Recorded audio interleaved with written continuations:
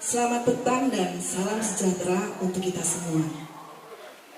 Pertama-tama mari kita mengucapkan puji syukur pada Tuhan Yang Maha Esa karena pada petang hari ini kita semua mendapat karunia rahmat-Nya sehingga dalam keadaan sehat dapat berkumpul di ruangan ini di Kopi On Omah Nayan. Dan saya Wuri sebagai MC juga mewakili rekan-rekan panitia mengucapkan terima kasih atas waktunya para hadirin, para tamu undangan telah meluangkan waktu untuk hadir dalam acara Syawalan 2023 ASYB dan Forum Bincang Santai bersama Simpul Jaringan Refleksi menuju persiapan Pemilu Presiden 2024. Assalamualaikum warahmatullahi wabarakatuh. Salam sejahtera buat kita semua. Salam kenal. Mungkin ada beberapa sesepuh ASYB yang belum mengenal saya. Saya Nana K, adik kelasnya Mbak Nana C. Puji syukur cuaca baik hari ini, sehat semua. Kita dipertemukan hari ini di acara Syawalan ASYB. Saya berterima kasih atas hadirnya para tamu-tamu undangan. Salam hormat saya untuk para undangan, Pak Karis, Pak Bambang, dan hadirin sekalian yang tidak bisa saya sebutkan satu-satu. Kemudian saya juga berterima kasih kepada kakak-kakak ASYB saya dan teman-teman ASYB yang selama ini hanya bertegur sapa lewat medsos. Akhirnya bisa bertemu kali ini, bisa bertatap muka. Terima kasih untuk waktunya untuk bertemu hari ini. Secara pribadi saya juga ingin berterima kasih kepada teman-teman panitia yang menyediakan waktunya untuk menyiapkan acara ini di sela-sela kesibukannya. Terima kasih juga terutama kepada pihak Mbak Ani dan Mbak Ari yang sudah menyediakan tempat bagi kita dengan fasilitasnya untuk mengadakan acara. Memberikan gagasan, aspirasi, pemikiran tentang bagaimana kepemimpinan nasional ke depan itu bisa melahirkan sosok yang tidak terjebak kepada kepentingan oligarki, tidak terjebak pada kepentingan kartel, tidak terjebak kepada kepentingan ego kelompok dan golongan, tapi betul-betul memiliki pemimpin yang visioner dan betul-betul mampu empati kepada rakyat. Nah, Bapak di sini adalah stimulus bagi kita untuk kemudian bisa berdiskusi tentang proyeksi ke depan tadi. Tidak hanya 5 tahun ke depan, karena sistem pemerintahan kita hanya boleh 2 kali. Kalau boleh, pemimpin yang nanti terpilih pada 2024 harus dilanjutkan 10 tahun lagi. Jadi sampai 2034. Kalau patokannya tadi 2045, harus ada lagi dilanjutkan pemimpin yang akan meneruskan dari 2034 sampai 2044. Apa artinya itu? Bahwa pembangunan yang kita lakukan, apa-apa yang kita lakukan harus berkelanjutan, tidak boleh terputus. Terputus dalam arti ide-idenya. Karena sementara ini kita lihat pemerintahan itu terputus karena setiap pemerintahan punya visi misi khusus sendiri dan itu hanya dikerjakan selama 5 tahun. Setelah itu pemerintahan berikutnya ditinggal. Bahkan kadang-kadang bertolak belakang dengan apa yang dilakukan pemerintahan sebelumnya. Pertama, menurut survei Kompas, survei Litbang Kompas tahun lalu November, hasilnya menunjukkan bahwa 76% orang Indonesia masih toleran. Yang toleran sekali itu hanya 4%, tapi yang toleran 72, jadi 76. Lalu yang tidak toleran berapa? Yang tidak toleran agak gede, 18,7%. Yang sangat tidak toleran kecil, tapi kalau dikuantifikasikan rada ngeri. 4,3% kurang lebih, nggak sampai 5. Itu survei tahun lalu bulan November. Kalau saya telisik dari tahun 2005, di mana LS-nya DNIJA selalu 5 tahunan melakukan survei, itu memang angkanya naik yang tidak toleran. 2005 dulu hanya sekitar 5% yang tidak toleran. 2010 naik lagi 10, 2015 naik lagi jadi 15. Dan kemudian Litbang Kompas tahun lalu merilis hasil surveinya itu kayak begitu. Satu. Yang kedua, survei lembaga lain, ada kelompok, ada Eden Times yang melakukan survei 3 tahun yang lalu, itu menunjukkan bahwa gen milenial ya, yang maksimal sekarang usia 42 tahunan gitu, usia 30 sampai 40-an tahun, dan sebagian gen Z itu 19,5% itu pro khilafah. Saya ingin menyatakan bahwa mau apapun lembaga surveinya, sepanjang metodologinya itu bisa dipertanggungjawabkan, maka hasilnya tidak akan jauh berbeda.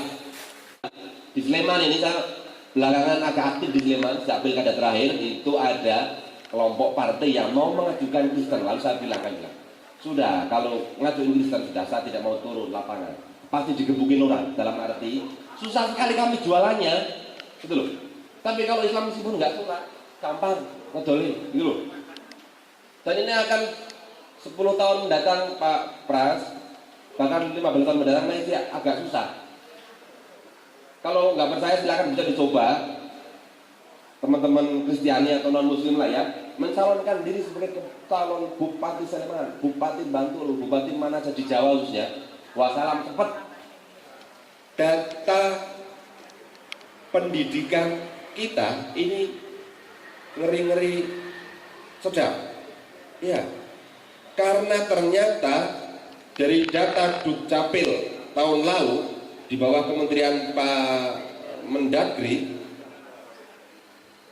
jumlah penduduk Indonesia yang tidak tamat sekolah itu 65 juta, yang tamat SD hanya 30 juta setengah, yang tidak tamat SD 30 juta, yang tidak sekolah 65 juta, yang tamat SD 64 juta, yang SMP hanya 40 juta, yang SMA agak naik dikit 57 juta, yang D1 dan D2 hanya 1,1 juta, D3 naik 3,5 juta, S1 12 juta, S2 hanya 855.000, yang S3 hanya 61%. Maka tugas kita makin berat karena hoax, misinformasi atau disinformasi apapun lah, karena itu kategorinya main-main. Tapi kalau kita buat lebih simpel, berita-berita bohong, berita-berita yang tidak jelas itu gampang sekali diamini karena ya kayak begitu itu.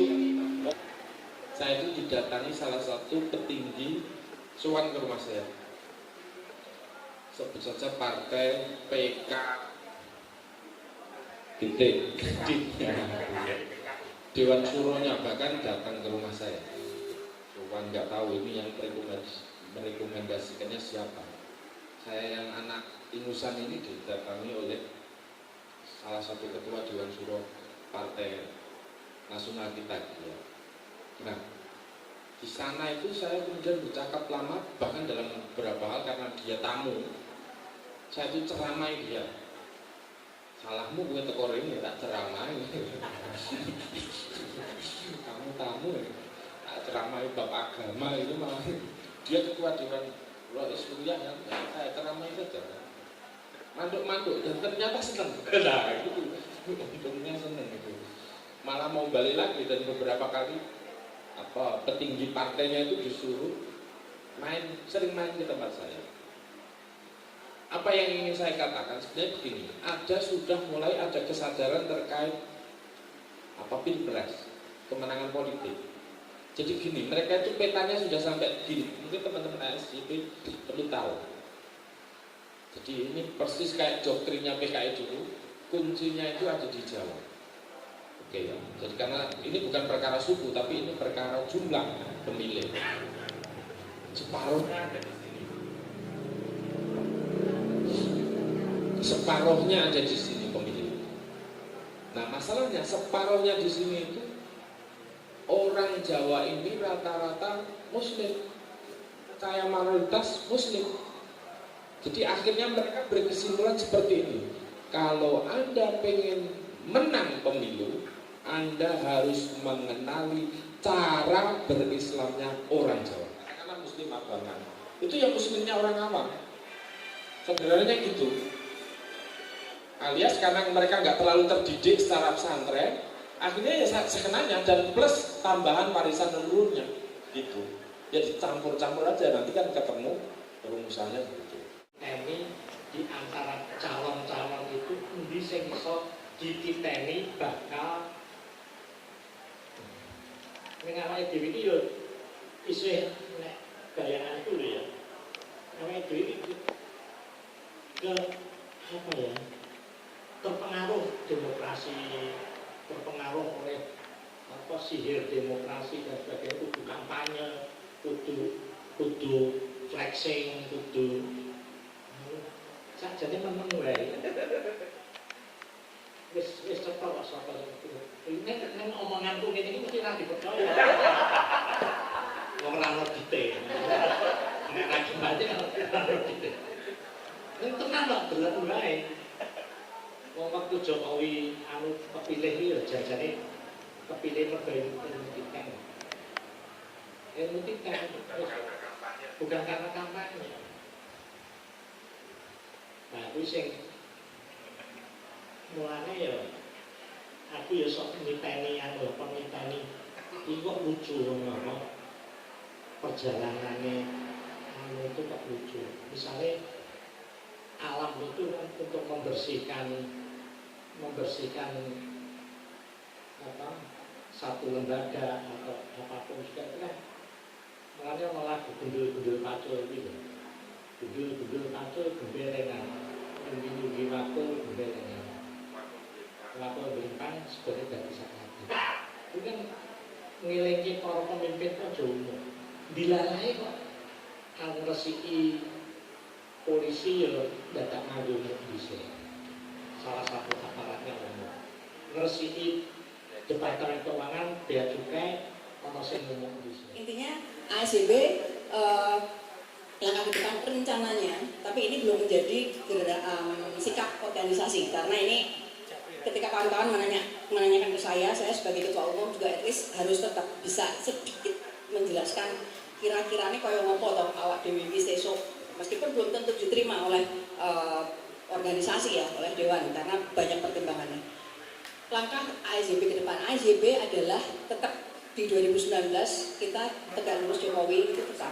Lalu ASJB juga kami mengingatkan bahwa kita tetap sebagai organisasi taktis yang bergerak ketika dibutuhkan. Jadi kita bukan organisasi atau lembaga yang jalan di pinggir jalan dan melakukan demonstrasi tidak. Kita melakukan gerakan taktis merespon dinamika DIY terutama dinamika politik, sosial, budaya di DIY sehingga gerakan-gerakan taktis itu berupa sama. Ketika kemarin kita sudah selesai program 160 program di 3 tahun pertama itu diantaranya audiensi ke DPRD misalnya. Ketika ada diindikasikan ada gerakan-gerakan ekstrem kanan yang diberikan jalan misalnya.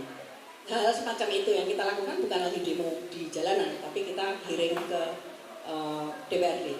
Nah, ke depan saya sebagai organisasi taktis kita tetap menjaga egalitarian, semua sama.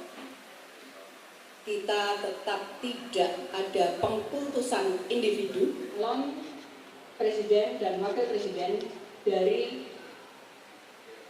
yang didukung oleh kelompok ekstrem kanan ada satu, lalu ada dari anggaplah nasional moderat 2 pasang misalnya, si B dan si C atau lebih lah, tapi ada 1 atau 2 dari kelompok yang bergesekan dengan ekstrem kanan. Apa yang akan dilakukan ASIB? Berapapun kali putaran lah. Yang pertama, kita nantinya ketika menuju ke pernyataan sikap ke depan beberapa waktu lagi, kita tetap menegaskan, mengingatkan bahwa apapun dilakukan oleh, sebaiknya dilakukan oleh stakeholder, parpol siapapun itu, untuk menuju ke satu putaran. Tapi jika tidak pun, maka apa yang akan dilakukan ASIB pada situasi opsi semacam itu? Kita tidak akan, ASIB tidak akan memecah suara nasionalis moderat. Maka yang kita literasikan, kita saling ingatkan adalah untuk tidak memilih yang ekstrem kanan, dorong dan mengkampanyekan yang nasionalis moderat, dan untuk tidak memilih yang ekstrem kanan. Lalu whatever ketika satu ekstrem kanan berbau ekstrem kanan, satu nasionalis moderat, itu juga jelas kita mendukung yang nasionalis moderat dan mengkampanyekan untuk tidak memilih yang ekstrem kanan. Tapi whatever ketika nantinya dua-duanya, hanya ada 2 pasangan calon dan dua-duanya nasionalis moderat, hanya calon capres A sama capres B, dua-duanya nasionalis moderat. Ya tentu nanti nasionalis moderat juga ada kriterianya, semuanya dinamis. Itulah saatnya ASIB tidak akan melakukan atau memberi keputusan, atau kita diam lah intinya, karena kita juga sangat menghargai hak demokrasi individu. Dengan ASIB tidak bersikap dalam situasi semacam itu, dua-duanya nasionalis moderat, diam, tidak bersikap, itu juga keputusan sikap. Dalam arti kita tidak memecah nasionalis moderat sendiri, dan kita sangat menghargai hak demokrasi individu. Dari 2019 kita bareng juga, kita udah tahu geraknya akan kemana. Hanya saja memang saya sebagai ketua umum tidak boleh mendeklar rencana-rencana ini resmi secara organisasi, itu belum boleh, itu saja. Tapi yakin pergerakan ASIB mendengarkan niat kawan-kawan semua. Loh, bahwa sekarang pengurus ASIB udah ada yang kampanye untuk calon tertentu. Iya, betul. ASIB masing-masing pengurusnya dan anggotanya mempunyai hak demokrasi individu. Silahkan kampanye untuk siapapun itu. Yang tidak boleh itu saya, 1 orang, karena saya sebagai ketua umum. Dewan pun boleh, dewan penasehat, dewan, mungkin yang nggak boleh ketua dewan pakar, karena kebetulan ketua dewan pakar Pak J. Kristiadi adalah DKPP, yang adalah semacam hakim ya nantinya di pemilu mendatang. Itu saja.